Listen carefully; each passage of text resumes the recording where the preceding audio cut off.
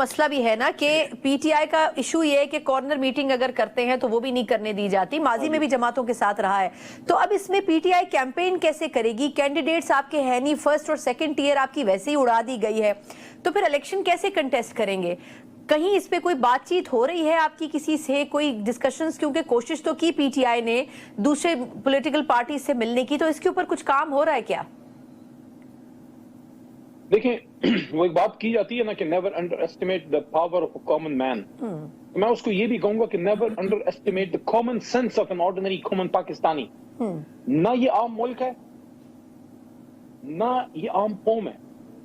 پوری دنیا میں اس دھرتی کو، اس خطے کو، اس پاکستانی قوم کو چنا گیا. بے شک ہم غریب ہیں، بے شک ہم اس وقت کمزور ہوں گے معاشی طور پہ، بے شک اس وقت ہمارا معاشی سٹرکچر وہ نہیں ہے جو ہونا چاہیے، لیکن ہم میں ایک خوبی ہے، اور وہ خوبی یہ ہے کہ یہ قوم ہمیشہ حق بات کو پہچانتی ہے. اس نے سن 47 میں بھی حق بات پہچانی، اس نے سن 70 کے الیکشن میں بھی پہچانی، اس نے سن 2013 میں 18 میں بھی پہچانی، اور اب بھی پہچانے گی. دیکھیں آپ کہہ رہے ہیں کمپین تو 9 اپریل کی رات ہو چکی، جب ایک شخص ڈائری لے کے چل پڑا ایبسولوٹلی ناٹ کی قیمت چکاتے ہوئے. کیمپین تو ہو چکی ہے، اب تو صرف پروسیجر باقی ہے. جس دن ڈبہ رکھا انشاءاللہ لگ پتہ جائے گا.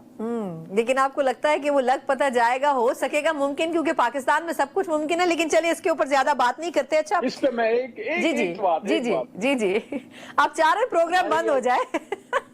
جی ہمارے یہ افغان بھائی جب نیٹو سے لڑ رہے تھے تو اکثر وہاں کی ایک مشہور کہاوت ہے کہ وہ کہا کرتے تھے کہ آپ کے پاس گھڑی ہے اور ہمارے پاس وقت ہے. یہ ملک اس قوم کا ہے اور آخری فیصلہ اس قوم کا ہوگا. اور وہی بات میں نے 9 اپریل کی رات بھی کی تھی کہ وَقُلْ جَاءَ الْحَقُّ وَزَاقَ الْبَاطِلُ إِنَّ الْبَاطِلَ كَانَ زَهُوقًا. اچھا اب تھوڑا سا پی ٹی آئی چیئرمین کے حوالے سے کہ یہ جو سائفر کا پورا کیس ہے، پہلے ان کو خیر توشہ خانہ میں اندر کیا، پھر وہ سائفر کیس، پھر اب کہہ رہے ہیں کہ مزید بھی اس میں القادر ٹرسٹ یا 190 ملین پاؤنڈ والا کیس بھی جو ہے، آپ کو لگتا ہے کہ اب وہاں سے ان کو ٹیک اوور کر لیا جائے گا نیب کے تھرو؟ اور دوسرا یہ جو کل ڈیٹیل ڈیسیجن آیا ہے اس میں انہوں نے کہا ہے کہ جی 4 ہفتے کے اندر آپ اس کو ختم کریں. آپ کو لگتا ہے کہ پریکٹیکلی یہ ہو سکے گا؟ اب یہی ڈیسائیڈڈ نہیں ہے کہ جیل میں ٹرائل ہونا ہے، باہر ہونا ہے، اور اب اس میں ایک ڈیڈ لائن بھی آ گئی ہے ایک دوسرے فیصلے میں کہ جی آپ نے 4 ہفتے میں اس کو کمپلیٹ کرنا ہے. تو یہ جو کھچڑی بن رہی ہے اس میں سیاسی مستقبل کیا ہوگا پی ٹی آئی چیئرمین کا؟ دیکھیے چیئرمین صاحب انشاءاللہ نکل آئیں گے. کیسز زیادہ تر سارے پولیٹیکل ہی ہیں. اچانک ایسے کیا ہو گیا کہ ایک شخص کو ایک دن گارڈ آف آنر مل رہا ہے اور کچھ دن بعد اس کے خلاف 200 کے قریب کیسز بن گئے. تو اس کا مطلب یہ ہے کہ ڈیو پروسیس فالو نہیں ہوا نا. ڈیو پروسیس جب فالو ہوتا ہے تو اس میں پھر ہر چیز کا ایک طریقہ کار ہوتا ہے.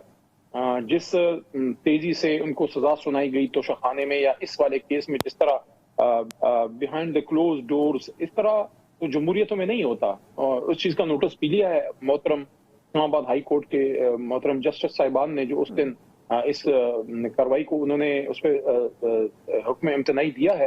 تو ہم پر امید ہیں کہ انشاءاللہ عمران خان صاحب الیکشن سے پہلے انشاءاللہ نکل آئیں گی. کیونکہ دیکھیں کیسز میں کوئی بنیاد نہیں ہے، سیاسی کیسز ہیں، ایک کے بعد ایک بنائے گئے ہیں. کسی طریقے سے عمران خان صاحب کو اسکرین سے آؤٹ کیا جائے تو مجھے نہیں لگتا کہ انشاءاللہ یہ کیسز ختم ہوں گے اور وہ نکل آئیں گے.